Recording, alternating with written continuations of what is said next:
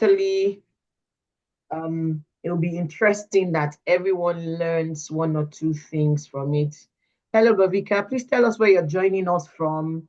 We have people from, I think we have Scotland leading right now and England following up. So would you make it a good level playing ground for all of us so that we know? Or, yeah, please tell us where you're joining us from before we start in earnest.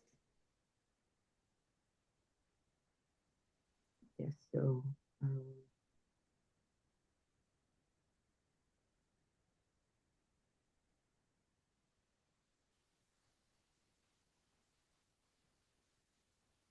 okay, it's 2:05 and we would be starting.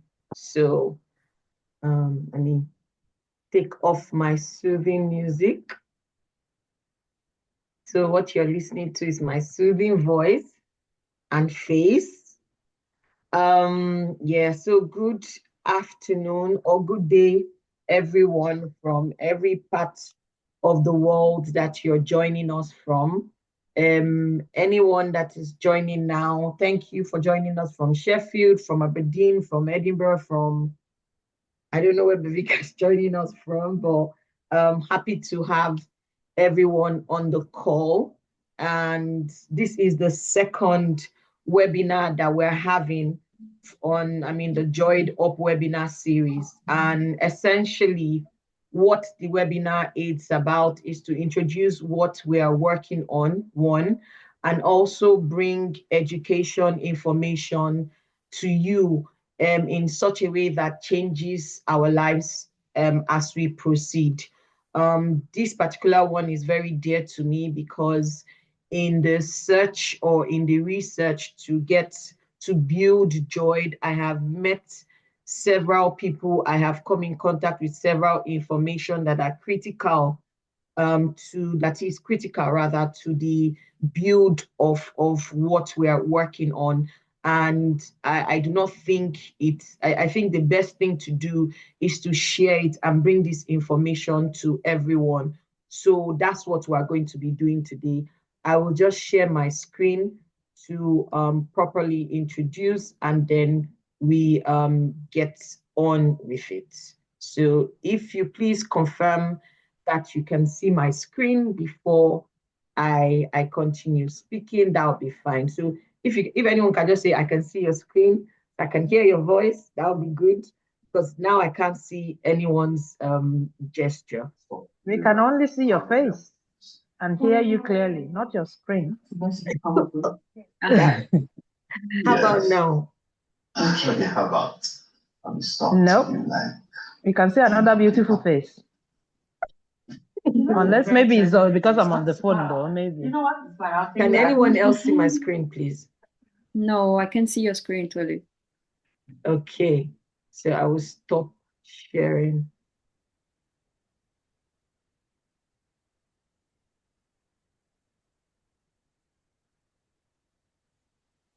Mm-hmm.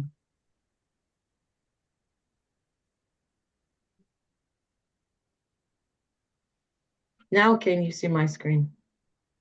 We think it's coming up. Yes. Yeah, I can see now. now. We can. Okay. So like I said, thank you everyone for joining us again.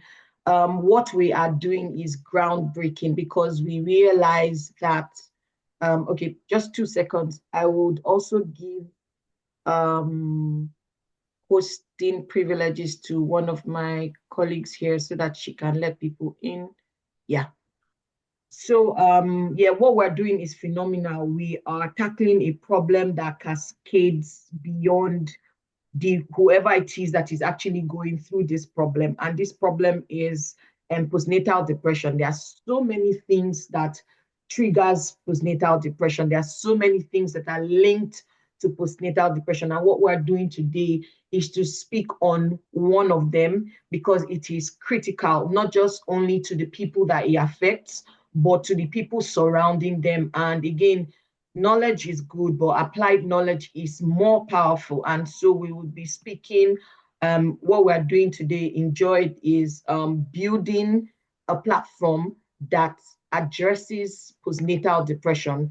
And this platform speaks to what Joy is unique for. And Joy is unique. I mean, what we are doing is to provide an innovative platform that infuses unconventional method like gamified therapy, personalized support, nutritional wellness, and community empowerment. We realize that these four futures are critical in the build to make postnatal depression supported, to make mothers feel easy navigating this process.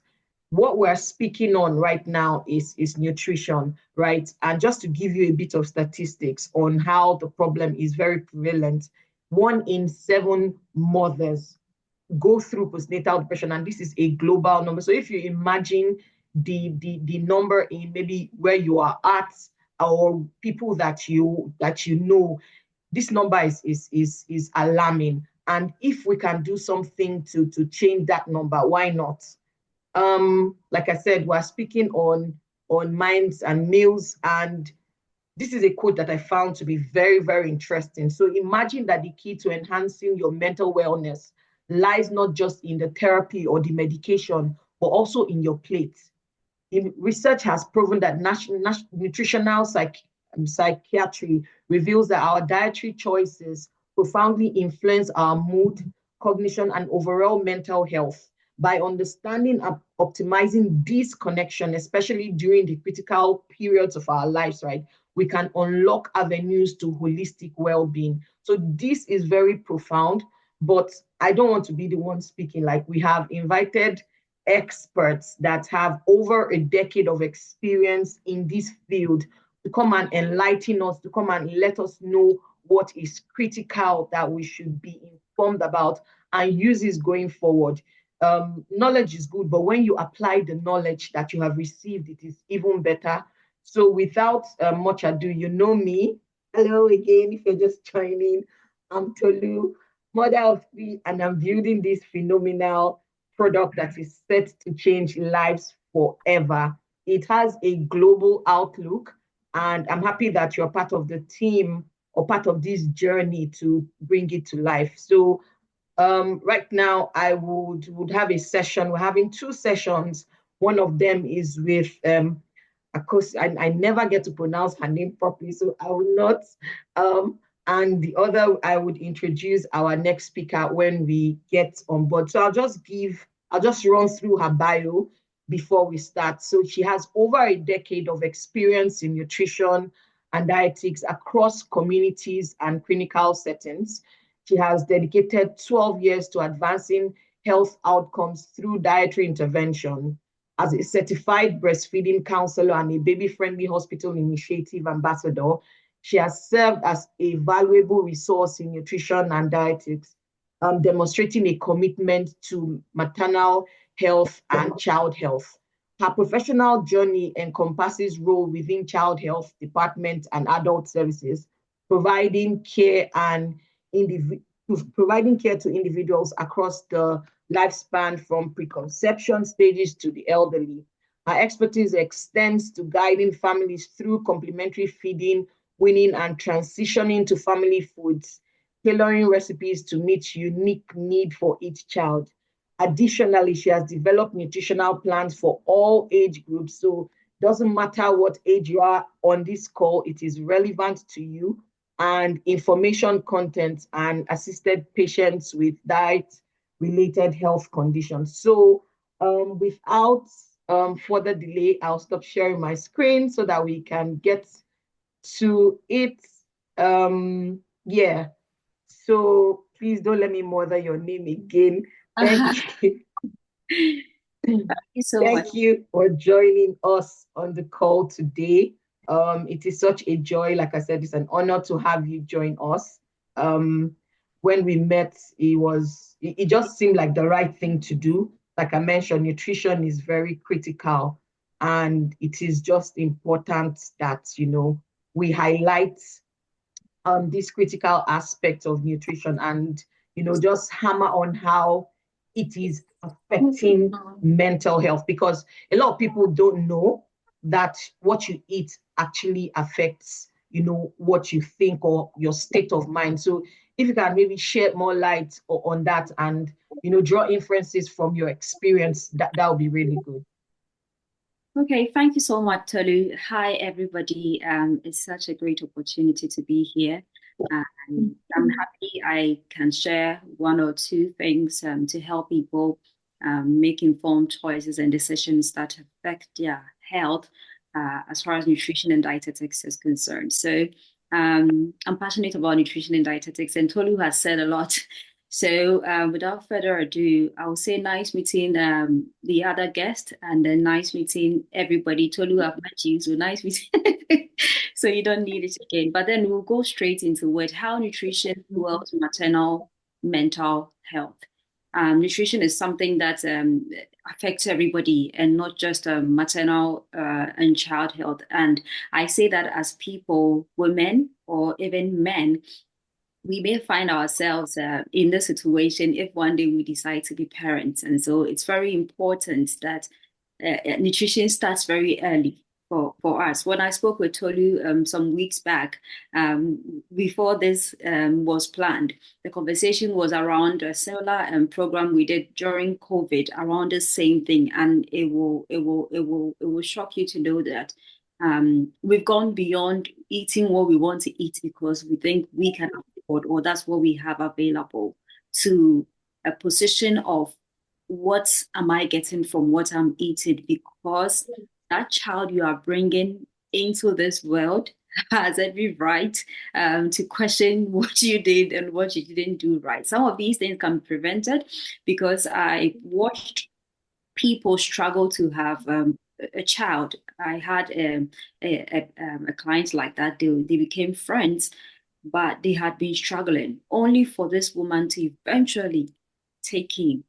And together we watched this baby deteriorate at NICU.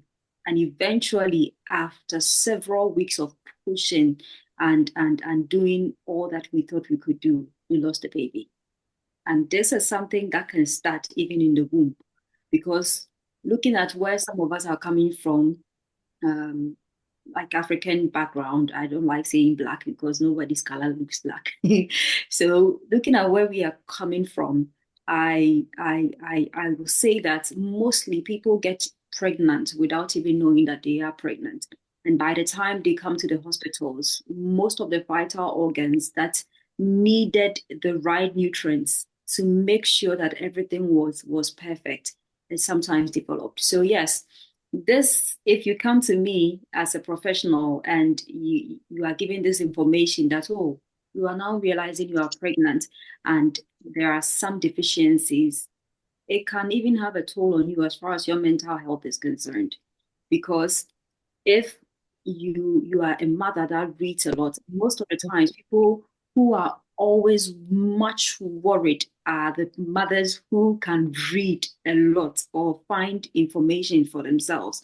When they come in and they realize that, oh, there is a deficiency, iron deficiency, for instance, which is a pandemic in Africa, they are alarmed because they will read about the side effects of being anemic or having iron deficiency, spinal bifida, birth defects, and other things. And in as much as we say it's scary sometimes when you see some of the babies people end up delivering, and it's seriously linked to iron deficiency, which happens to be something that probably took place before the woman could even know that she was pregnant. So this can even have a toll on the woman throughout the pregnancy, and it shows when they come to you for assessment, comes to you for review, or when they are referred because the gynae or the gynecologist felt, no, this needs to be worked on as far as the nutritionist is concerned, to make sure that we correct this thing.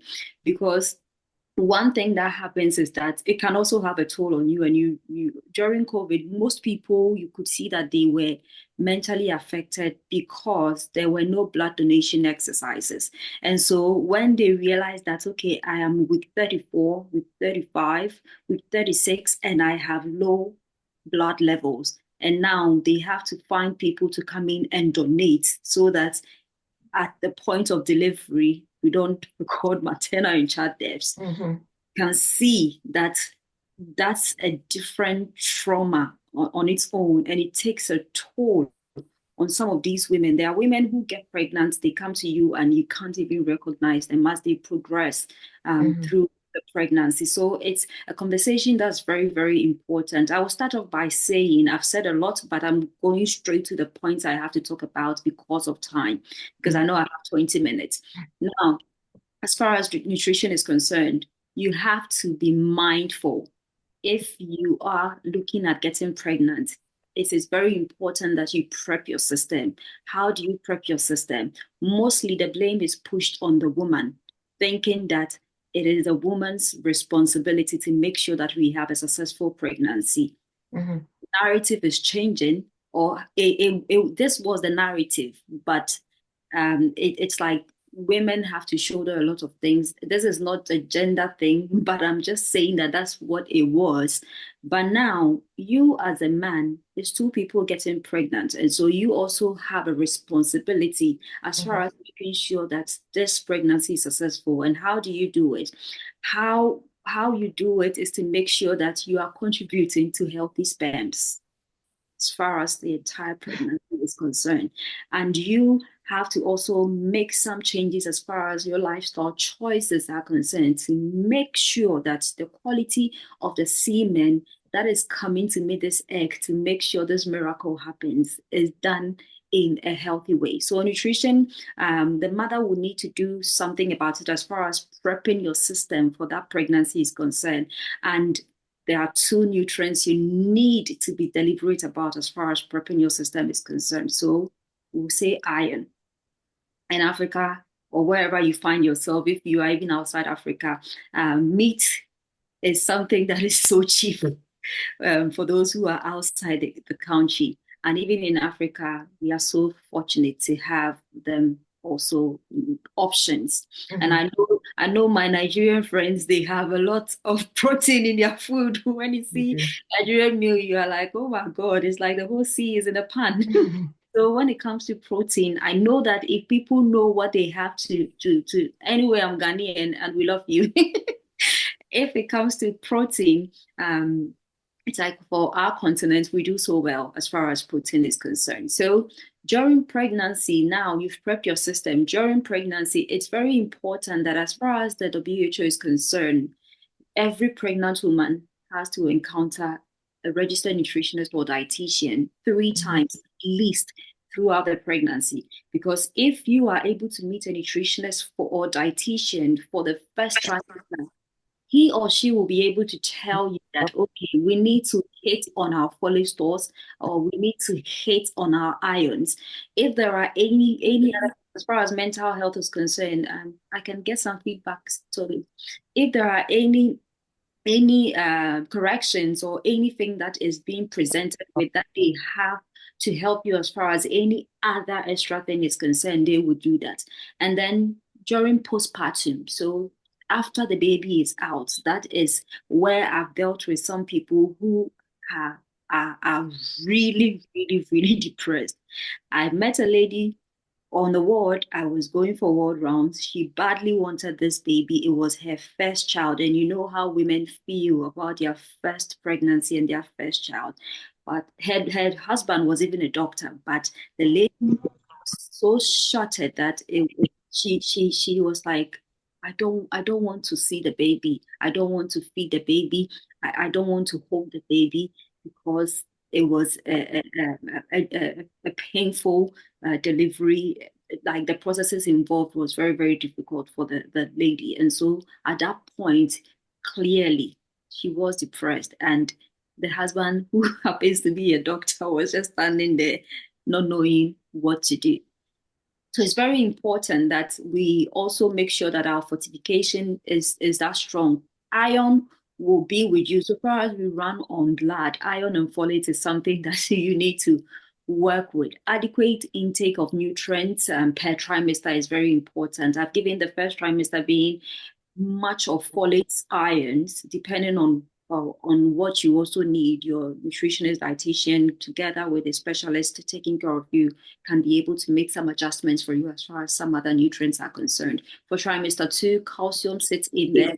Trimester 3, Other nutrients also sit in there, like birth-induced nutrients. Magnesium, very good as far as supplying stress hormones to make sure that any inflammations and stresses are taken care of. So there are some food combinations that we do, and they go a long way to help us as far as making sure that our mental health is taken care of. Iron is part of it, and iron runs through preconception through to conception until you are even ready to die, because without blood, who are you?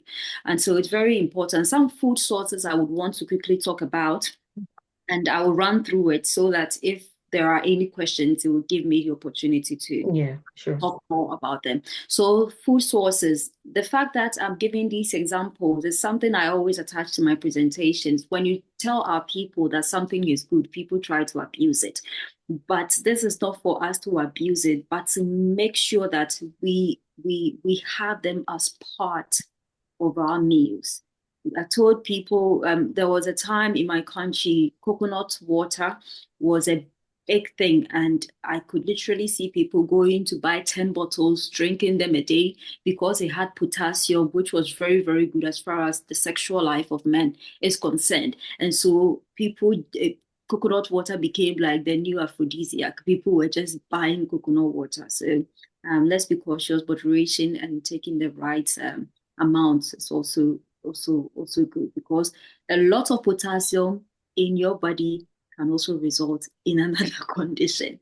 So that's it. Dark chocolate, very good. It's something you can have once in a while. It has polyphenol, which acts as an antioxidant, which is very, very good as far as improving on your mood. Once your mood is improved on, it naturally has an effect on your mental health and well-being. So dark chocolate is a good example of something with nutrients that's very good for your mental health or relieving you of stress. Eggs. I love eggs because egg is a superfood as far as the entire world. Egg is one of the superfoods on the planet, because egg is a full dish. That's small thing. So those who tease Ghanaians that we like eggs, yes, because it's a superfood. Egg is very, very, very good because it has what we call choline and tryptophan. They are nutrients. Very, very crucial for our mental health as far as taking care of oxidative stress and making sure that our mental games are improved upon. Now, yogurt or fermented dairy is also excellent because of the presence of probiotics. It's very, very good. And there is a bacteria called bacteria bacillus, sorry, in milk or dairy products, which is very, very, very good as far as helping us with our mental health is concerned. Leafy greens, and that's something I'll give to Nigerians. I know you have a lot of greens. I know it's not just Nigerians in here, not just other people are in here, but then there is a reason why some of these information come out. If there is something you can learn from a Nigerian, if there is something you can learn because of how their food presentations or their cooking is done, and it's a healthy thing that you need to commend. I am looking at it from a health perspective. So that's what I'm saying Nigerians do so well, because they eat a lot of greens, and it's very, very good because in there sits folate. Folate is very crucial for serotonin and dopamine, those hormones, which are responsible for the regulation of your mood and your emotions. So in this world, people who get to a point of depression is when you get to a point where you are no longer able to manage your emotions, you are not able to manage the situation, the stress, then it has an effect on you. And before you get to that point where there is something we are looking for, depression or whatever. And so making sure that leafy greens are part of your meals will help you with these crucial nutrients, which are very, very good for regulating how you even feel. So sometimes the food you eat can be the reason why you are acting a certain way. So let's be mindful of what we are putting in our bodies. And then pulses. When I say pulses, the nuts, the seeds, we have flax seeds, we have granules, very, very common. They are also very good for us. Finished. Done. Finished. I'm sorry, Cheryl, please, can you mute yourself? I'll just mute her. Just give me 2 seconds. Water. Sorry, go ahead, please. Right. So with the pulses, they have protein.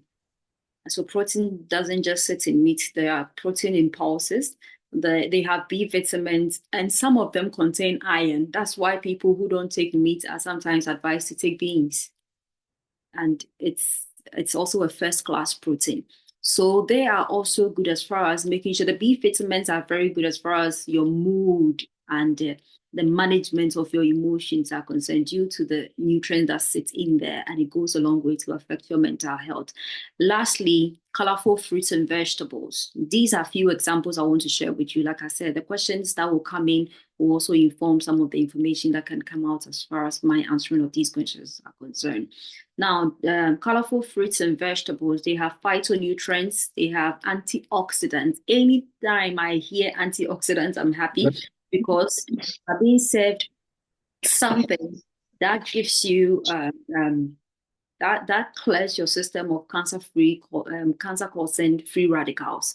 So anytime you hear antioxidant, know that it's like you are shooting two birds with one stone. At the end of the day, you are reducing your risk of cancers and also helping your mood as far as your mental health is concerned. So I told you, have I made use of my 20 minutes?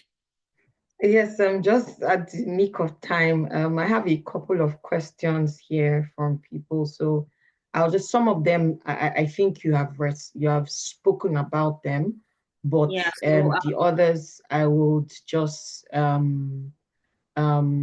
still Tolu, answer. are we answering the questions after the section or? No, so this is related to you, so it'll be good for us to answer. So let me just I've ended my presentations. I'm open for any questions. Thank you so much for your time. All right. So one of the questions is, say, are there, okay, and you mentioned it, but it would just be good to maybe highlight. Say what let me see, sorry. What signs are there to show that there may be imbalance in my mental health that can be related to food, to the food that I eat, sorry. Okay, so I think depending on whoever your specialist is concerned, because no nutritionist or dietitian will be able to make that diagnosis. Mm-hmm. So we work with referrals based on your diagnosis. So I believe that as far as your mental health is concerned, that's you even knowing that you need help as far as your mental health is concerned is what will inform you to even see a psychologist. Mm-hmm. So in elsewhere or developed countries, sometimes you are referred, like in the case of the lady I saw, who said she doesn't want to hold the baby, doesn't want to touch the baby, was like, we should take the baby away. The first thing to do, this will go even beyond the gynecologist or the clinical people taking care of her, is for the psychologist to say that based on the signs I'm seeing, based on the presentations and how things are going, I can say that this person is depressed or is in these states. Now, when that has been said, we will then come in and see how we can help, so that we are not the first point of contact. We can only give you some of these examples I mentioned based on the referral or the diagnosis we've received. So if you feel down, if you feel low, if you don't feel good enough, they are signs that there's something going on as far as your emotions, your anything psychological. So once that has been established, that's when we can come in. Now that we don't know, we can also take steps to make sure that these foods are part of our foods, to make sure that we are supplying our bodies with these nutrients so that we don't even have to get so low, because it can be very difficult coming out of it sometimes. Okay, thank you. So the other question is, so now that we know that are there foods that we should avoid? So I know you mentioned, the leaves, and especially for Nigerians, proud to be one, that we have, and the all the things, all the nutrients that can be found in these foods. So are there foods that we should avoid in this instance? So maybe even before people start to just expanding on the question. So maybe even before people start to feel depressed, or when they are depressed, so are there foods that they should avoid?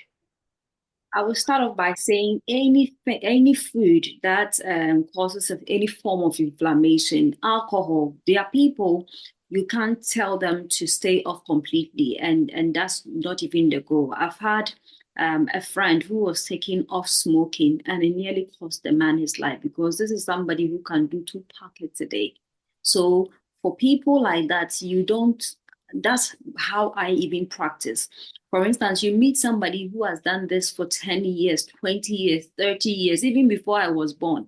Then I woke up one small girl telling this man to stay off something he's known for 40, 50 years. It wouldn't be easy. And I work on people from the perspective of sometimes how my grandmother is. She's difficult to work with, because she will tell you, when did you come?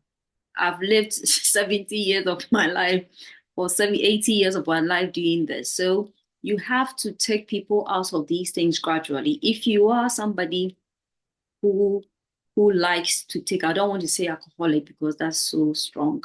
If you can reduce it gradually with time, I tell people, once your body starts appreciating the changes you are making, it wouldn't even need to tell you to stop.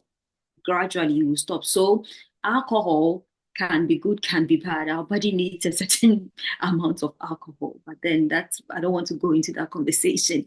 And then processed sugars. I tell people, I had an episode and I spoke about the fact that, how can you tell me mango juice? I taste that juice and there is nothing mango about it. You tell me orange juice. I taste that orange juice and there is nothing orange about it. Most of these things sitting on the shelves are for manufacturers to make money, and not because they are thinking about you. And so I tell people, if I want orange, I will buy proper orange and have it. Because I'm not just getting the vitamin C, I am getting fiber. And that's what most of these processed things don't give you. Fiber is one healthy thing as far as mental health is also concerned. So making fibrous fruits part of your meals. Tolu, have you, or everybody on this platform, have you experienced that sometimes you are so stuffy in your tummy, you can't have free bowels, and it sometimes affects your mood the whole day? If anybody has felt that thing, it's like you've not used the washroom. I don't want to use the other name, and it can just put you in a different mood the whole day. Fibrous fruits are a good way to make sure that your gut health is even good, and that is something you can take for granted. Unhealthy fats, making sure you are. Initially, I was preaching cannula until research. It's like nutrition and dietetics. Science is very evolving. Tomorrow, eggs are good to you. Wake up and they say eggs are causing this. So make sure whatever oils you are buying has healthy fats, not saturated fats, not trans fats. Some of these oils are too thick, very yellowish, and they are cheap. It's very important that we go for healthy fats. To those in developed countries, we outside have a lot of options to choose from.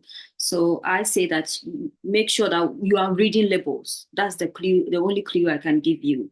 We don't do so well reading labels. Once we see the price, oh, this is £1, this is $1. Oh, that one is $5. Let me take the $1 one. We pick it up without reading what is making it $1 or what is making it £1. And then refined carbohydrates. God is a wise man. There is a reason why there are certain foods we have to try and make sure we keep them as natural as they can be, and not try to twist them or refine them so much. So I would say processed foods, excess caffeine, the coffee lovers, and alcohol. It didn't say don't take the alcohol. I don't preach and say stay off this, stay off that, because it's very unrealistic and sometimes people don't achieve their goals. So just sticking to a healthy, balanced diet will help you to make sure that you are helping your body in general. So the healthy, have these 5 things in mind. Animal flesh and protein, pulses, nuts and seeds, starchy roots. Make sure that it's a composition of the 4-star diet. Make sure between morning and evening, whatever you've eaten for the day, ask yourself, is it satisfying the WHO requirement as far as the 4-star diet is concerned? If it is, you are doing good to your body. Thank you. So I'm pinching myself because I know where I fall. So again, like I said, knowledge that is known and is not applied is almost as if one doesn't know it. So there's a question from Oksana here. I'll just read it. She says, or sometimes iron deficiency after giving birth becomes the iron deficiency anemia. Can it be prevented by diet or some additional supplements before childbirth, or is it connected? Okay, it's very much connected. That's a very, very, very excellent question. Every question was very good. But because of the topic and the iron thing, so yes, it's very, very, it's heavily connected. But then I don't want to sit here and give you I don't want to give you examples, or we don't prescribe on these things. So I can't say this is good, that's good. Discuss with your gynecologist or whoever your doctor is, and then make sure that there is a conversation with a nutritionist or dietitian to know where you are. Because when you ask questions like this, I wouldn't be able to know if you fall under severe, moderate, because if you are severe, the actions to be taken has to be drastic. If you are moderate, we can gradually find our way back to the right place. There are people who are slightly below. Slightly below is something that if you are really, really ready to commit to it, you can correct within even a week. So it is heavily connected. I can't say these examples can help, but how you can prevent them or manage them is to make sure that you are feeding your system with iron-rich foods, which are the animal protein and some of their products like eggs, and then pulses, nuts, and seeds for people. That's the folates and the leafy greens for people who are not meat lovers. So pulses like beans, all the kinds of beans also belong to the first class proteins group. So something meat will give you, they are also going to give you the same thing. So these are examples of foods to make sure they are part of your food. It's something we can all read about, because nutrition, sometimes if you are not careful, you end up taking the whole time. So let's read about the 4-star diet. When we read about the 4-star diet, we can really appreciate the conversation we are having here. That's one way to make sure even you are implementing whatever is being spoken about here. After every presentation, just give yourself a little time right after the presentation and read a little around it from accredited sources, just to help you appreciate whatever information was given properly. So thank you. Okay, thank you. We'll just take, so we have 3 questions, but I'll just take 2 so that we are mindful of time. And because one of the questions also cascade to the next session that we're having. So I'll just start from the second one. So we sometimes are overwhelmed by sheer amount of things we need to do to get our job done. Are there foods you recommend to help improve brain capacity and resilience in the face of tight deadlines? So again, I don't think this is about being a mom. It's just about, our life in general. Like, so yes. that's like, as far as we all can be there. But then ask yourself that are you supplying your body enough as far as whatever task you have to do is concerned. I give example to be if you are a sedentary person or somebody who sits for long, obviously the energy a mason, a carpenter is using, it's not on the same level. So based on where you find yourself, if you're a sedentary person, you need to know how yours should be. They say eat like a king in the morning. That's how I do mine. But then people can be different. And this life, everything, it's not just about nutrition plays a big role, but when you are making decisions, your genetics have to come in. I look nothing like my mom. My mom is an African woman with enough body, but I don't have that. So as far as my genes are concerned, my genes are looking this way. My mom's genes are looking this way. So for certain things, when it comes to choices, she may need to be drastic about certain things. I can play safe when it comes to certain things. As far as mental being mentally strong for the job, what I can say from my field is that you just need to make sure you are eating well. That's a balanced diet. And I gave you a clue. Make sure everything you are eating is satisfying the 4-star diet. There are people who go a day without any fruits. And you realize that most of us are coming from places where everything we eat is cooked. One of the powerful ways to make sure you are giving your body raw vitamin C is to eat that fruit. Because there is no way you boil orange, pineapple before eating. So that's an opportunity for your body to really benefit from the nutrient in a whole. Because as far as even cooking vegetables are concerned, some of us don't know how to cook vegetables. If you cook any vegetable more than 10 minutes, you are eating chaff. So if this is how you are cooking your vegetables, no matter how much greens you think you are eating, you've destroyed whatever is sitting in there. So there are people who come to you and they're like, we are eating everything. We are eating the greens and the greens and the greens. Why is it that we are still having iron deficiencies? We are still having that. The method of cooking can even destroy the food. We sometimes make salad and we think, oh, we didn't cook it, but then you've destroyed the surface area with how you even treat the lettuce. We plant lettuce, we don't cut lettuce. So how you are even preparing that food at the end of the day will even determine if you are going to benefit fully from that nutrient or benefit a portion or even nothing from that nutrient at all. So eat healthy. Make sure there are examples from all the food sources I've spoken about, and then know your body. I know that I can't go beyond 2 slices of bread. 2 slices is okay for me as far as my body is concerned. I have a normal BMI. What is your BMI? If you are overweight, you need to be cutting certain things. If you are obese, you are dealing with something different. So your ability to know where you fall, because the person who asked the question, I don't know his or her BMI. I don't know any medical conditions this person has.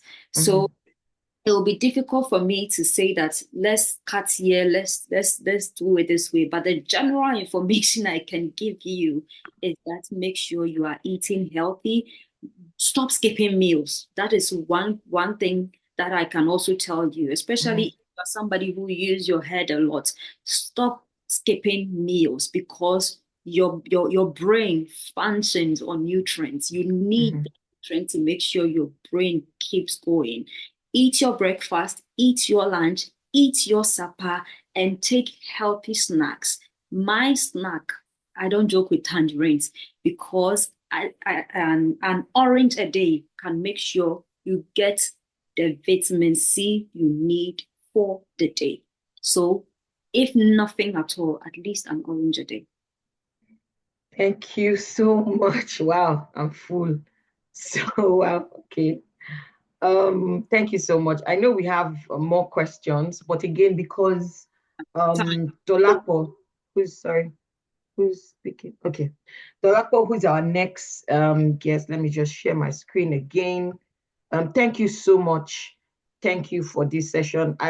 We have some of the questions, like I said, because they speak to most of what we are doing. So I'll just share my screen to introduce Dolapo. Please confirm that you can see my screen. Or you're about to see it. Yeah, we can see that. Yeah. Okay, thank you again. Okay, so I'll just run to introduce Dolapo. Thank you so much for that session. So Dolapo she's a visionary food system and nutritional advisor with a track record for shaping food security policies, driving agricultural reforms, and advancing sustainable nutrition solutions. Over the years, she has managed multi-million dollar funded initiatives, for global organizations, including Bill and Melinda Gates Foundation, US Aid and AGRA, UK Aid and FAO in the UN, significantly influencing national agricultural policies and food security programs. Her expertise spans public health, nutrition, project management, research, and policy advocacy, particularly in tackling micronutrient deficiencies, food fortification compliance, and workforce nutrition. She's a UK STEM advice ambassador. Dolapo is passionate about inspiring the next generation to explore food and nutrition as science, as nutrition science, as a solution to global food security challenges. She holds a BSc in biochemistry and 2 master's degree and a graduate certificate in food system from, don't let me pronounce it, a very renowned university. Okay, thank you. She's a published researcher and a policy expert. She continues to shape the future of food and nutrition and sustainability globally. In fact, the next slide is her book, Food and Fire, that is coming out pretty soon. It is one that everyone should read. So without much ado, I'll stop sharing my screen. This particular session, I'll be asking Dolapo questions and she would be answering. And where questions pop up on the chat, I would also read it. So thank you very much for joining us on this call, Dolapo. It is such an honor to have you come grace us with all the wealth of knowledge that you have. Again, reeling from what Akosa told us is a lot. So I'll just start by maybe asking you a question, then you just go ahead and maybe introduce yourself. Okay. So we know that, again, what we are building in Joy is, I'm just so happy with all that we have just learned so far, that we are going to infuse all of that knowledge on the app. Like, I'm really excited because, one, I know that that's the right thing to do. Two, I know that it cascades beyond me where I'm at. It is something that would be global. So I just want to ask, how do you, what key nutrients play a significant role in supporting mental health? Again, seeing our audience, right? They're not just women. So it'll be good to give that perspective on those key nutrients that support mental health well-being, not necessarily when people are depressed or under pressure, but even can serve as a trigger or something that they should include in their meals or nutrition as a way of life. Thank you very much, Tolu, for having me on this platform this afternoon. And as you rightly introduced, I'm Dolapo Enejo, and I've practiced nutrition for over 10 years now. And I would say that nutrition is quite interesting. Sometimes when I meet people and I hold conversations, it's really funny because I see nutrition beyond nutrition. Nutrition is life itself. And I liken nutrition most times to a car or a vehicle. And when you're driving a car, for example, you go to the gas station to put gas into your car. And I know that for you to have your car move, you have to put premium fuel in your car so that your engine and everything that makes up your car is in good condition. So I can liken the human's body to a car.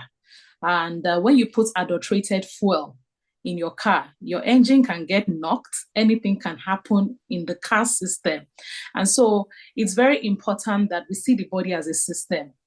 It's a system that is made up of several connective tissues, muscles, nerves, and you will be shocked to understand that all of these nerves and muscles and tissues are communicating every day, 24 hours of the day.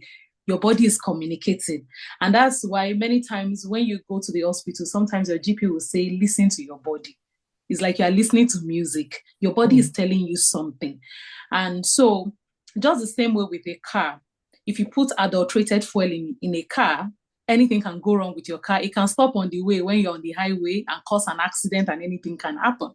And just the same way with your body, if anything goes wrong with your system, I used to say your body is your resident permit. If anything happens to your resident permit, you are out of this place. That's the honest truth. So, and when we consume mostly processed foods or adulterated foods, there is a likelihood that we'll start having issues within the system. And that's why you see a lot of cases on the rise. Cancer cases, kidney issues, liver organ failure, and the likes, cardiovascular diseases generally. And I see nutrition as a tool for preventive medicine. That is how I discuss nutrition everywhere that I go. Nutrition is life. And so in discussing strategies for combining dietary guidance and mental health, it's very critical to note that like the other speaker had rightly said a lot of things, mentioned examples of, food examples that we should daily consume. I would say that one thing she didn't mention was water. Water is very critical. And when you go online on the internet, there is a lot of information about how many liters of water you should drink in a day. Many times as a person, I usually do not take medication. When I have slight headache, I know that either I have overworked my brain or that I am stressed and my body just needs to go into resting mode.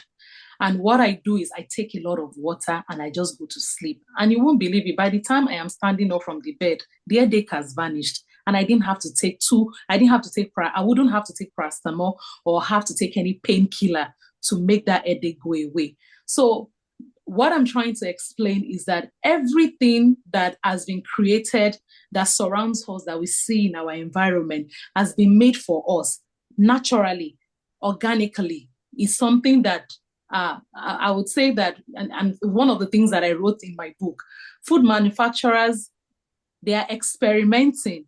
And in the process of experimenting, you can get burnt. And that's why it's better to consume more natural foods, organic foods, rather than buying canned foods that have been stored on supermarket shelves with a lot of preservatives to keep them for a long period of time.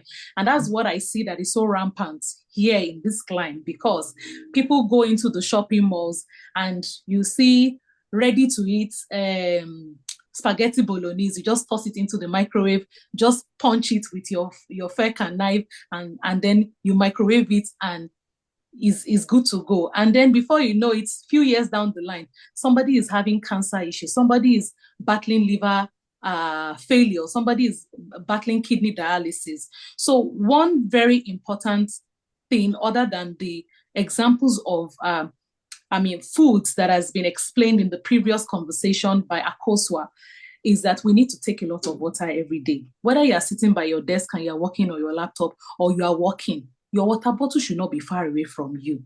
It should be part and parcel of the things that you pack in your bag when you go out on a daily basis. And so I also remembered, based on the example that she gave, I was anemic in my two pregnancies my two separate pregnancies. And I remember at the time when I saw the gynecologist, he had told me, he said, you are on the borderline of anemia. And if you do not want us to conduct blood transfusion at the point where you'll be giving birth with both your child and yourself, you have to up your iron gain. That was the word he used. And so I remember that for the first 3 months of my pregnancy, for both my pregnancies, I was placed on iron tablets twice a day for 3 months. So I had to take iron tablets separate from my pregnant care, because I had pregnant care that I was taking, which was my supplement. So I was taking that alongside one iron tablet every day. And for iron, for example, because it's a mineral, you cannot overdose on it, because if you take too much of it, it can also be detrimental to your health. So, and that's why you always have to go to your nutritionist or your dietitian for guidance on what to take and what not to take. And because you have safe limits for everything that you consume, and they'll be able to guide you on what is right and how much you should take or how much you should consume. And with that, I also was taking guava leaves. And that's why I said everything that we see around us has its benefits. However you think about it, leafy greens, there are special ones that you need for some particular things. So I know in my pregnancies, I had to use guava leaves to help my iron gain within my system. So I would, sometimes I boil it. And if I'm not boiling it, I put it in cold water and I just squeeze the nutrients out of the guava leaves. And sometimes I just add evaporated milk into it and I drink it. And I remember that by the time I was in my second trimester, when the gynecologist saw me, he was like, I don't know what magic you performed in the last 3 months, but you seem to have moved from the borderline to a safe space. And I can congratulate you that you are very fine, you and your baby. So based on previous conversations, and for me to also add to what has already been said, as a lady who is preparing to birth a child, we are birthing a whole human being. And a lot of things happen in that process. And that's the reason why nutrition is key, is very important, because you need to eat healthy and whole foods throughout, not just both before, during, and after. And that's a lot of it's a process on its own that you have to take cognizance of everything that goes into what is being eaten. And that's why when women get pregnant, they say don't smoke cigarettes, don't take alcohol, because there are things that you take that can affect the baby. It can make the cognitive function of the baby to be destroyed, just like the earlier speaker rightly said, spina bifida. Somebody can give birth to a child who has a learning disability, who has different kinds of deformities. Mm-hmm. And that's why nutrition is critical when it comes to this conversation. So for brain function, oil is very important. And the kind of oil you're also either using to cook or that you consume is very important. Olive oil has been found to be the safest kind of oil for cooking globally. And a lot of research has been conducted. But yes, there are other types of oil. There is sunflower oil, which is also healthy, but the safest one, which has been tested, even with people who live in Asia that have lived up to 120 years and in other parts of the world, it has been found that olive oil is the safest oil to use for cooking. And so with mental health, we now talk about omega-3 fatty acids. And where can you find them? You will mostly find them in your fish. So your salmon fish, your Titus, your regular sardine, not the one that is processed in the can that they've also mixed oil with. Is the fresh one that you catch from the sea and they sell frozen. That's the one I'm talking about, not the one already, canned with preservatives. So let us, be able to put the differences, in the conversation. And again, we also have to understand that reading nutrition labels is very, very important. I know some people will tell me, I don't even understand how to read nutrition labels. What is it about? Maybe that will be another conversation for another day, because it's not part of what we are discussing. We're discussing now strategies for combining dietary guidance and mental health. So I want to believe that I've answered that question. So your nuts, your almond nuts, your groundnuts, cashew nuts, the healthy nuts is good for brain development. And you have to also understand that when the body stores food, as soon as you eat your food, I see the stomach as the cooking pot that mixes everything together. From the time when you put food in your mouth, and there are enzymes on your tongue that start acting on the food, and it goes through your lungs, and all the organs in the body are fighting for everything that is coming from your mouth, because the body, every organ in the body needs to collect their share of what you're eating for them to function well. And you have to understand that the brain as small as it looks, very small when you see a brain live, but the kind of work that the brain does is a lot.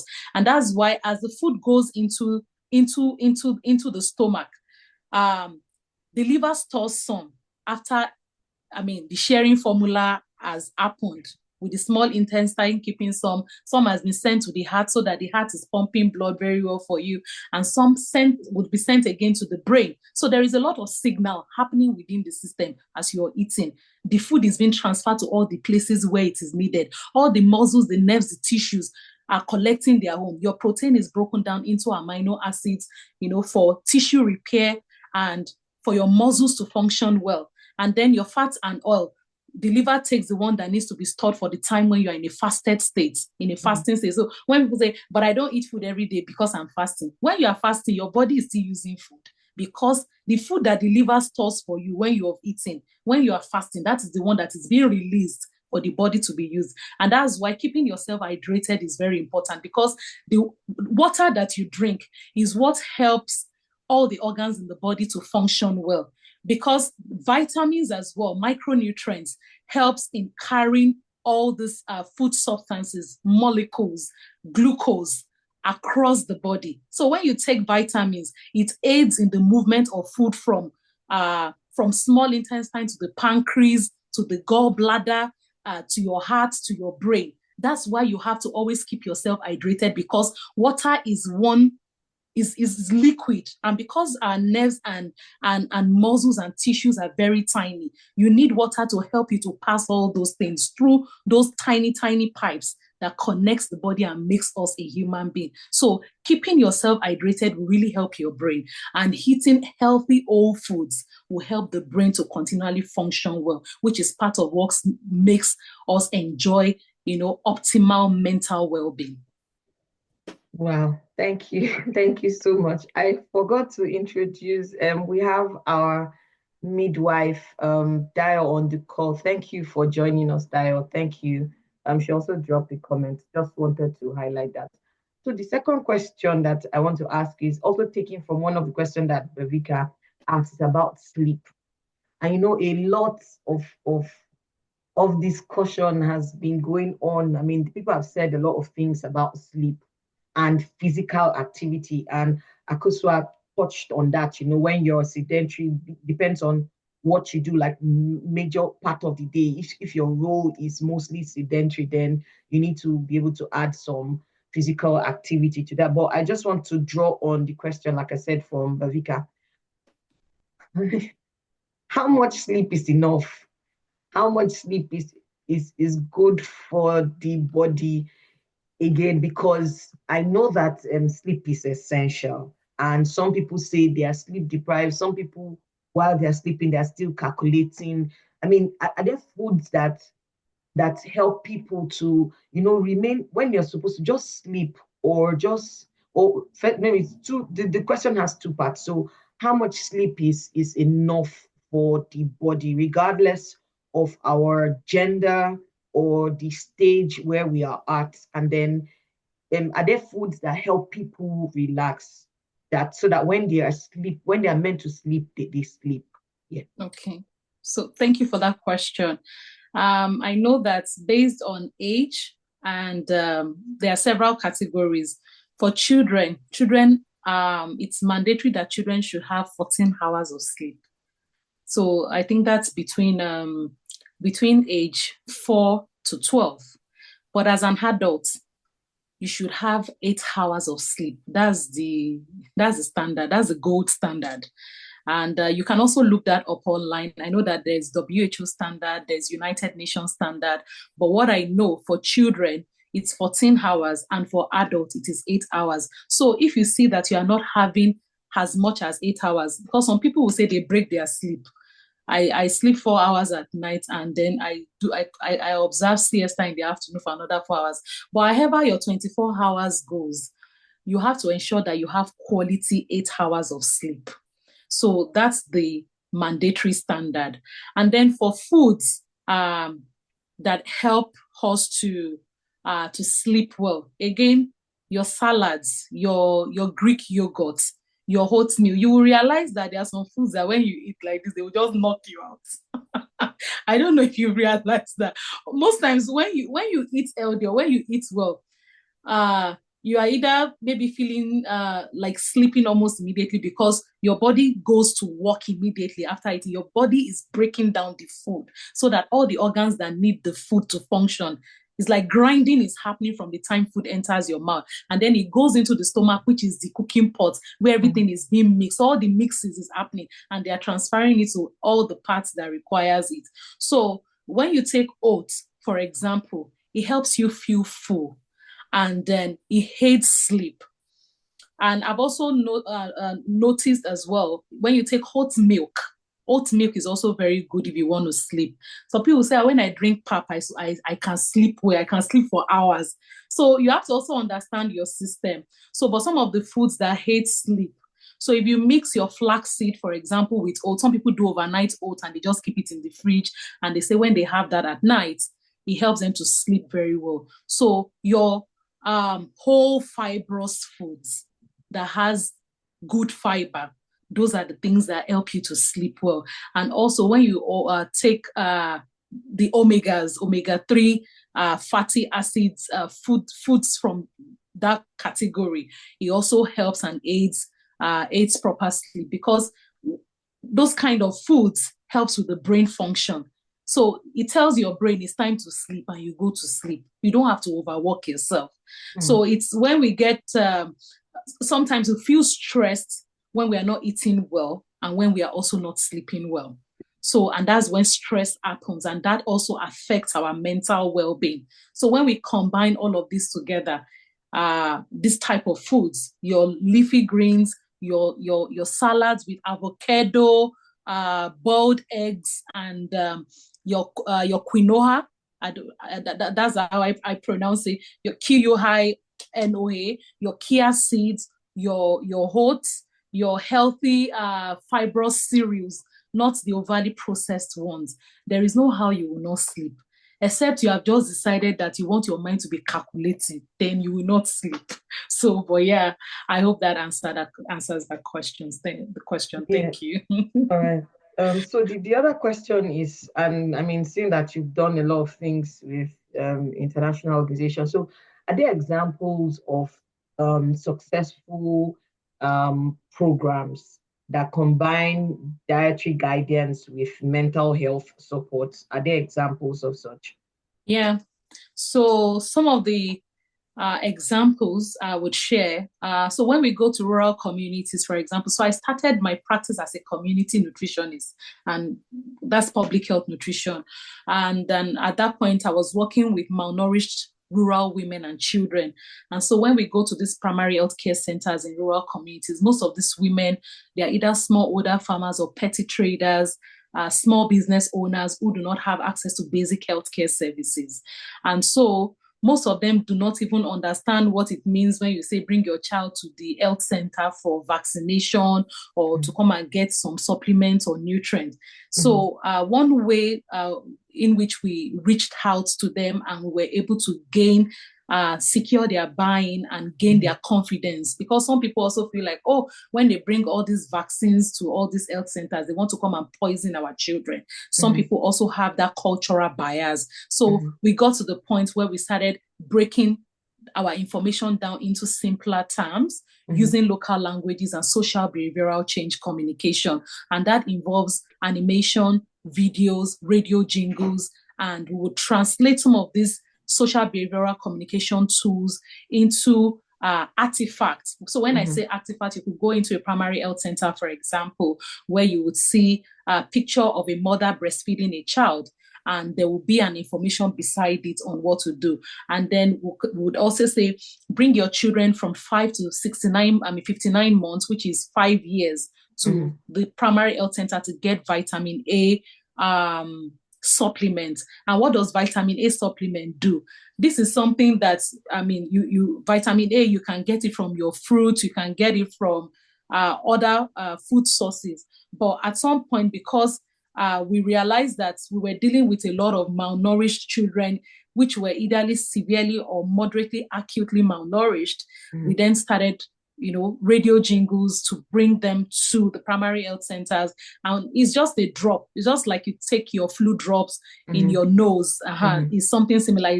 It's like a tablet that has a nipple teeth. And once we just cut it, we just put the droplets in the mouth of the child. And that helps significantly with treating moderately acutely malnourished children and women in rural communities. And we also started engaging women through community groups where they understood themselves, they understood their culture, and they would sit around in a circle in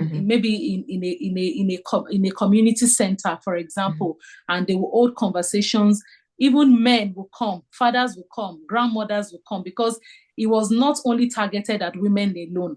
Because when you talk to a woman, for example, they hold conversations with the grandparents and their husbands at home. So it became a conversation around bringing the entire family together into this conversation, so that everybody is carried along and we're able to secure the buy-in of the fathers. Because what if I, as a mother, I'm interested in bringing my child to a primary health center, for example, to get the nutrients they need or supplements that will help them grow, and my husband is against it.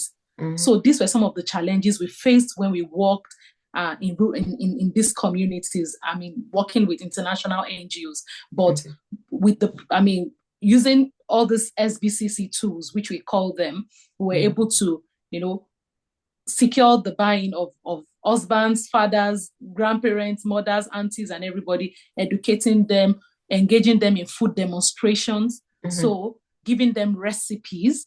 And because some of them are also smallholder farmers, they were just also particular about selling their food proceeds after harvesting some of their crops. But we helped them to understand that these crops that you are just interested in selling and making money from is good for your health, is good for your family. If you cook it this way, you will get this from it, and you will be able to get the kind of nutrients you want. And these are some of the ways that we engage women and, in short, people from different walks of life, whether men, male and female folks in communities, using social behavioral communication tools. Okay, all right, thank you. So I have two questions that just speaking to what you have said. So I'll just ask them. One of it is with regards to water. So the question is on those tea counts when we're talking about water, or must it be just water? So like the other fluids, I don't think we are going to mention any fizzy drink. So let's just keep it at tea, right? So those tea counts when you're saying, okay, I take water. And the second one is with regards, 8 hours, and maybe Mrs. Dial would also help us with this with regards the number of hours to sleep. Because as a nursing mother, it is highly impossible that they will be able to catch 8 hours. You get me? So we're just wondering, how is that possible? Or what's the balance to it? So maybe you can first of all answer the question on water before we go to sleep. So the first question talks about whether tea counts as fluid and not just water alone. So tea counts. It counts as part of, because you also get sometimes laxatives from your tea. For example, I drink Lipton as a laxative that helps me with my digestion after eating. So, and you boil water to to make your tea, so it counts as part of the fluids. But just like Akosua mentioned earlier, I would say that anything that they call mango juice, like she said, that does not taste like mango, is not fluid. Anything that is orange juice that does not taste like orange is not orange juice. Rather, you buy the fruit from the supermarket and use your juicer, use your smoothie maker, use your Buchi mix and all the Ninja products and everything that you can find in the market to convert the fruit into, original natural juice that is healthy and that will be useful for your body to function optimally. And then secondly, in terms of the 8 hours mandatory sleep, I would say that it's not highly impossible. Because even when we talk about where we are coming from as people from maybe developing countries, we have support system when, for example, and some don't have, I won't say that everybody has support system. And that's the reason why a child is not birthed alone by the woman. The husband and the wife came together to birth a child. So I don't believe that it is highly impossible for a woman not to have 8 hours of sleep if she's getting the kind of support that is required for her. And I feel that that's one of the reasons why women go into postpartum depression, when they are overwhelmed, when that support, the needed support, is not there after. And then because as women, we also feel like, we are super, multifaceted, everything. We want to feel like we want to do everything. I remember when I had my first child, at some point, my mom had to start telling me, Dolapo, slow down. You want to put your eye in everything. You want to check if the kitchen is clean. You want to check if the lounge is okay, if it's swept. Because sometimes they say I have OCD. I really don't know whether it is true. But I love, a clean environment and all. So I always wanted to ensure that because I just had a new child, everywhere is clean. Whoever wants to carry the child sanitizes their hand. And so I was not even really paying attention to myself. I wasn't paying attention to my own well-being, even with the support that I had at my disposal. And so this is where we now have to start asking our questions. If it means that intentionally getting that person to sleep who has just delivered, because you have just carried a whole human being for 9 months. Your body has worked for almost a year to produce a human being. And so the body really needs rest. And we as women, we need to be kind to ourselves. We need to pat ourselves on the back. We don't need to feel as if we must do everything. I recently met one of my friends who had twins, and I remember visiting her, and she said, please, as you are leaving right now, I'm just going upstairs to go and put them on the bed and watch a movie. So we need to get to that point when we start having these cultural conversations. Where do women really need that support women need support immediately after delivery, postpartum, so that they don't get into depression, because that's one of the reasons why they feel overwhelmed when that support is not there. So it is possible to have 8 hours of sleep as a new mom if the mom is getting the right support. That's just my own answer to that question. But maybe our midwife can also add our own voice to the conversation. Mr. Dad, do you want to chip something in? Hey, Jesus, good evening. I think just to thank you, everyone that has spoken, just to support what you all said. Now, 8 hours might seem impossible directly, straight on, say from 9 o'clock to, I need to calculate what would 8 o'clock be, but we don't count it as straight. If your daughter or your child is sleeping, you can have a nap too. Sometimes you don't actually physically go into a deep sleep, but you are relaxed.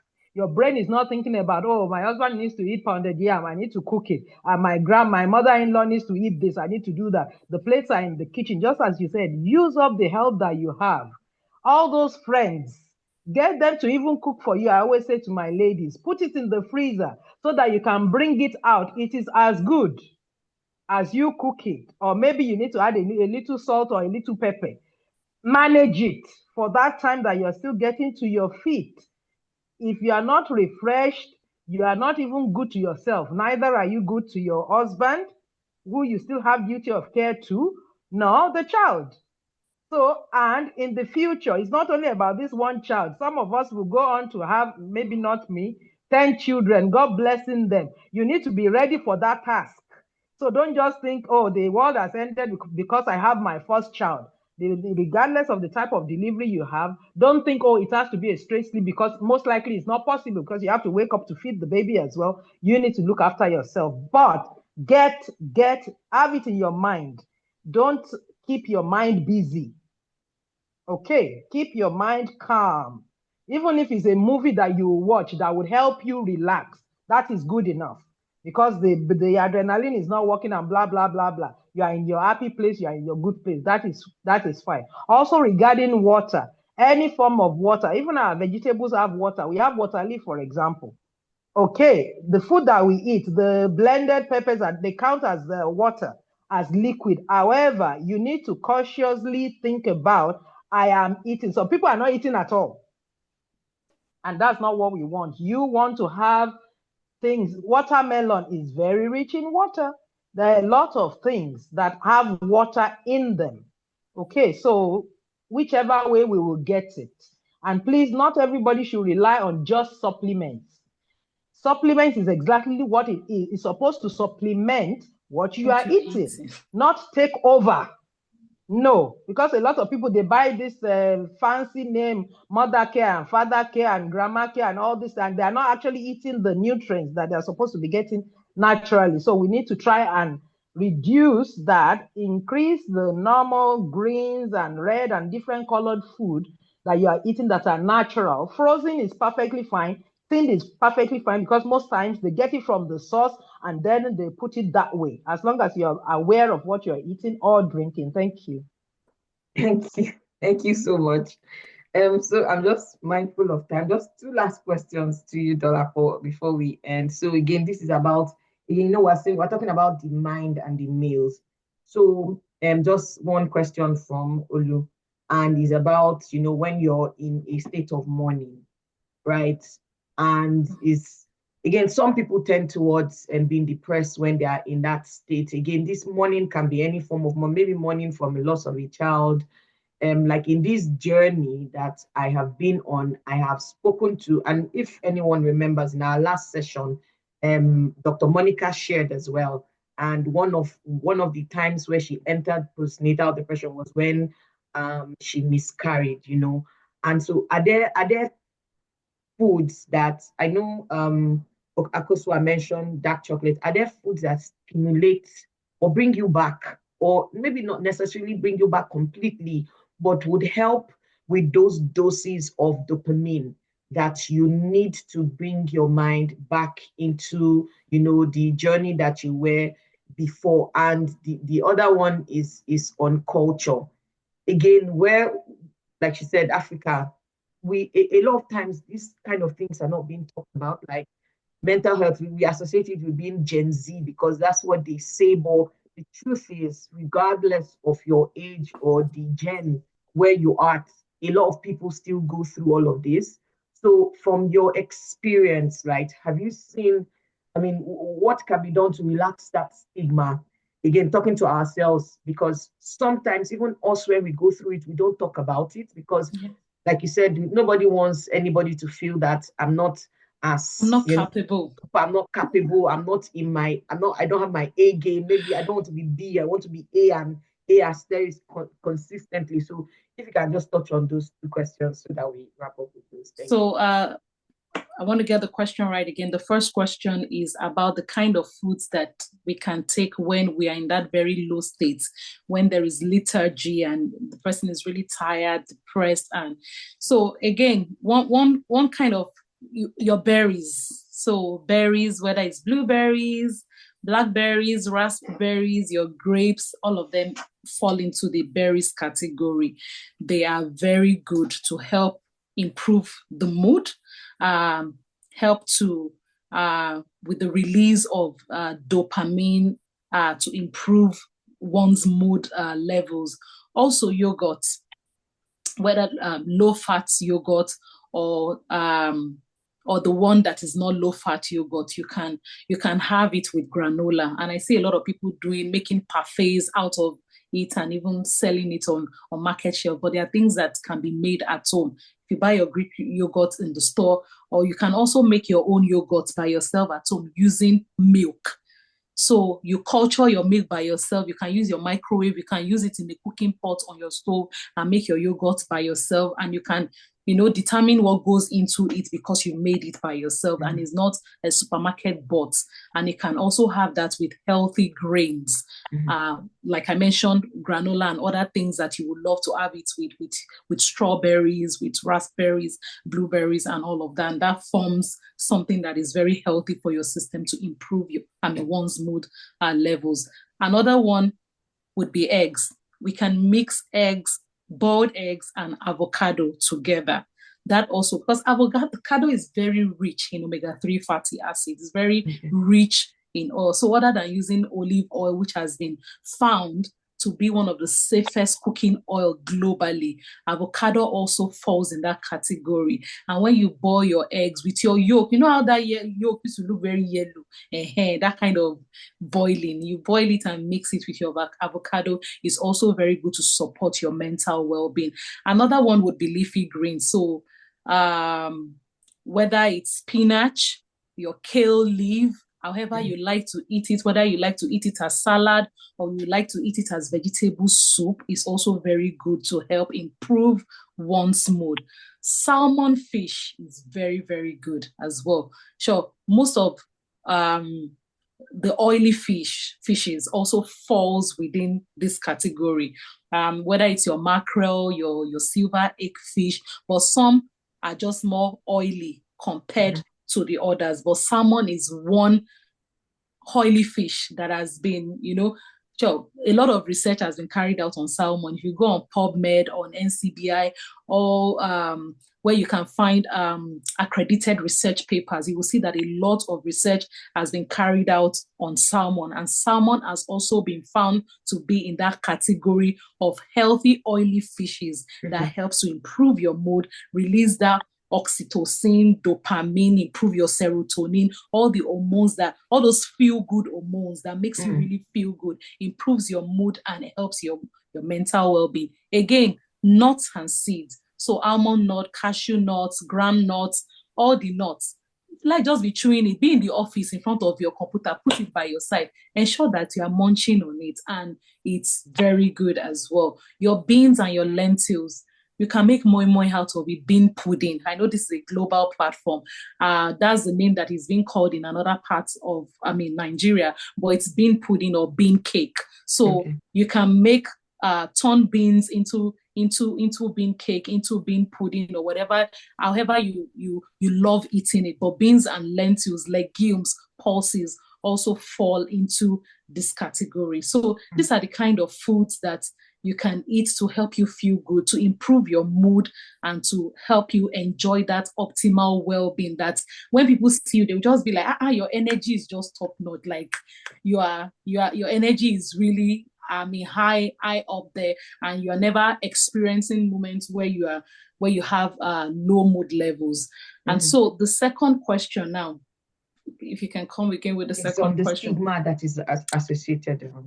So I know that we are getting there. In the developed climate, mental health has become something that everybody talks about. It's a conversation that is all over media, all over the dailies, and generally you will hear people talking about their mental health. And even at work, if you are not generally feeling fine, they tell you to go back home and maybe rest and ensure that you are better before you come back to work. And so how we can walk around the stigma, and especially with women who are facing postpartum depression. I believe that we don't want to go to someone who is not feeling emotionally well and start giving them a list of do's and don'ts. You don't want to go to meet them, lecturing them. We want to come from the point of compassion, where you are just first of all asking them, how are you feeling today? What has been the easiest food for you to eat recently? And when you start open conversations with that, you are able to really now deep dive and understand how the person is feeling emotionally, and how you can now also introduce nutritional support to help the person who needs, because both go hand in hand. And that's why, like you mentioned earlier, nutritional psychiatry is one thing that is it's at the front burner now. There are lots of nutritionists being trained as, nutritionists who can work in nutritional psychiatry, because with psychology, you don't just want to be dishing out support to somebody just from the psychological point of view alone. You also want to help them with the nutritional support that their body needs and requires. And that also includes not discarding tradition, because everybody honors their tradition, everybody honors their culture. We cannot erase people's culture.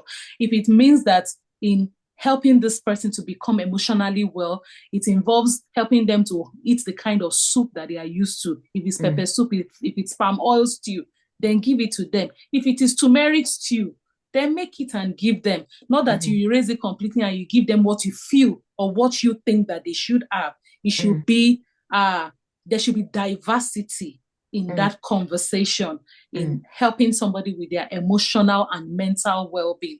And that's how I've always approached helping people with emotional and nutritional support. So I believe that with these few points of mine, I've been able to push, the points and the narrative that will help us, that after this webinar, we go back again and continue to hold these conversations. Let's not stigmatize people. Let's not feel that, because I've heard somebody also said something one day, like they were not feeling well. A woman is not feeling well and she's pregnant and she's talking to her husband, and the husband says, "Are you the first person to get pregnant?" I'm like, that is so sarcastic. That's not a way to talk to somebody, because this person is vulnerable and is open to tell you how they are feeling. We should count it as a privileged opportunity and look for every avenue to support them in a way that they will feel better and get better and be their best selves again, and not stigmatizing them. So thank you. Wow, thank you so much, Tolapo. Thank you so much, Mr. Didayo. Thank you so much, Akosio. As in, like I said, I feel I'm full, and what is critical and very important for me is, all of the things that we've heard: raw, whole meal, whole foods, not foods that are high in omega-3. Again, we know all of these things, right? We know these things. Some of the things we're hearing for the first time, and it's essential that, like Dolapo also said, that your body is like it sings, that you listen to your body. So right now, my what's this? My left eye is twitching, and I know when my left eye twitches is because I'm stressed. So I'm already mentally, like, I've listened to my body, and I know that, okay, after now, maybe because I was preparing for this, after now I'm going to sleep. Although I don't do 8 hours straight, but I will ensure that I have a very good night's sleep, right? So again, like we said, and like, all the speakers, thank you so much for sharing. Listen to your body. Your body is the music. There's a division of labor that is going on with your brain, your mind, the food that you eat. Like we've seen, it's not just statistics, it's not just what we're saying, it is actually true. And the more we are mindful of all of these things, the more it affects us, because the truth is, you're not getting the knowledge for me, right? You're getting the knowledge for yourself. So I'll just end, right, with a story.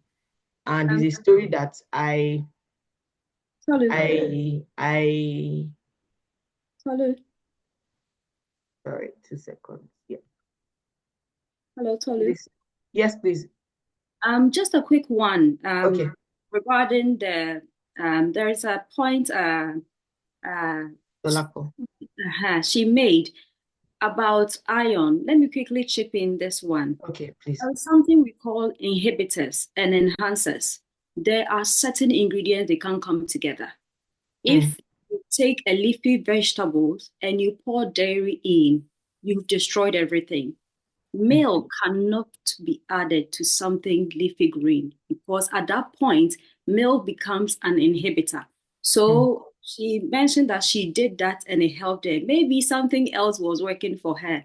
But as far as clinical practice is concerned, calcium is an inhibitor when it comes into contact with leafy greens and like turkey berries and other things. So it's a reason why when restaurants, some of them, the elite ones, they serve fish, they put even lemons on them. It's not for decoration. The ideal thing is to squeeze it on it because the iron in fish would need an enhancer for it to be properly absorbed. So somebody having iron deficiency is not because they are not sometimes eating the iron or foliage-rich foods. They are eating it. But then I tell pregnant women, if you eat that leafy greens and you go and drink Vitamilk, you've destroyed everything you've done. So for the water intake too, thank you for pointing out. It's something I left out to the speaker, last speaker. Thank you so much. But for a pregnant woman, a lactating woman, an athlete, you need from 3 liters going in a day. And for the regular person, like the sedentary person, people who don't really do much activities or high labor work, 2 liters or 500, the 500 ml, a sachet, 4 sachet a day is okay. But like you said, you get some from other sources. So I wanted us to point out the inhibitors and enhancers as something that is affecting people based on the information that is out there. You don't combine malt, milk, and you don't make those things and think you are helping your iron levels. You are just destroying everything. So thank you. All right. Okay. Thank you for that. I'll just please confirm if you can see my screen before I share my story. Yes. So on this story, this story I just made up in the hope that this would summarize everything that we have done so far. So I would just read it. I hope you find my story as interesting as I found it. In the heart of a bustling city, Maya, a dedicated social worker, tirelessly served her community. Her days were filled with counseling sessions, crisis interventions, and endless paperwork. Despite her unwavering commitment, Maya often found herself engulfed in waves of anxiety and fatigue. She attributed these feelings to the demands of her job, unaware of the deeper roots affecting her well-being. One evening, after a particular taxing week, Maya attended a local wellness seminar called Joy. The speakers discussed the intricate link between diet and mental health, introducing concept of the brain-gut axis. Intrigued, Maya began to reflect on her own eating habits, quick meals, skip breakfast, and reliance on caffeine. Motivated to make a change, Maya embarked on a journey to nourish her body and mind. She started incorporating whole foods into her diet, prioritizing fermented foods like yogurt and kimchi to support her gut health. She also began practicing mindful eating, savoring each meal without distraction. Over time, Maya noticed subtle yet significant changes. Her energy levels improved, her anxiety diminished, and she felt more present in her daily interactions. By nurturing her body with the right nutrients, Maya discovered a renewed sense of balance and clarity. So this is again, we did not have this conversation before. They're sending You're not chats. muted. Someone's mic is muted. Tommy, please, can you mute? Okay, yeah. So this was the summary. In fact, I did not know that we're going to have all of this. I just came up with this story. Like I said, we've heard everything. Knowledge has been impacted. We've been nourished mentally. Like Akosua said, go back with everything that we have said, the ones that are within your range. Not everyone can afford salmon, right? Again, mackerel is another option. Olive oil, like they have mentioned several things that we can include or focus on while we're having our diet, so that all this information or this, to be honest, thank you to everyone, I'll go there. All this information that we've gotten within this time frame, it is useful, and the rippling effect is not just for us, it's also for our environment and the people around us. And lastly, like I said, I'm excited that we're building this because it's incorporating what we had the last time, what we're hearing now, several other webinars that we're going to have. And I don't have shame right now. I want you to follow us on LinkedIn, on Facebook, on Instagram. Joy App is the name. So, and if you have, again, stories, one of the things that we enforce is the relatability of all of these things. You see, they are shared from their experience. The one that Akosua shared, the one that Dolapo shared, um and Madid Oladayo shared as well.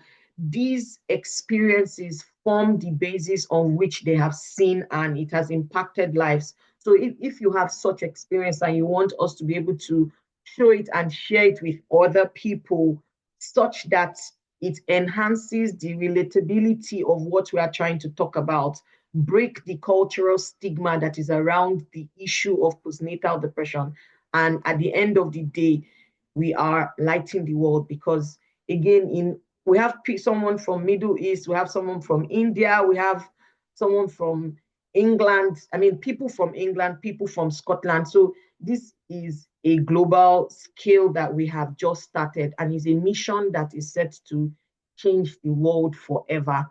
So I just want to first of all say thank you so much to Akosua. Thank you to Dolapo for taking out time and joining in this mission to make this change. I really, truly honor and appreciate you guys. I thank you so much. Thank you, Ms. Oladayo, for joining us again, like on such short notice. Thank you for being there and just sharing your experience as well. And to everyone that has stayed, please, I have your email. So if you don't go and follow me right now, I would follow you. But thank you so much. Thank you. Thank you for spending time with us, and enjoy the rest of it's a long weekend in most places, but so please make it worthwhile, eat well, feed well, and nourish your mind. Thank you. See you again in our next webinar. Take care. Bye now. Bye, everyone. Thank you. Bye. Bye, everyone. Thank you so Thank much. you. Bye. Bye. Enjoy your chocolate, whatever this is. In small quantity, they mentioned though. Thank you very much.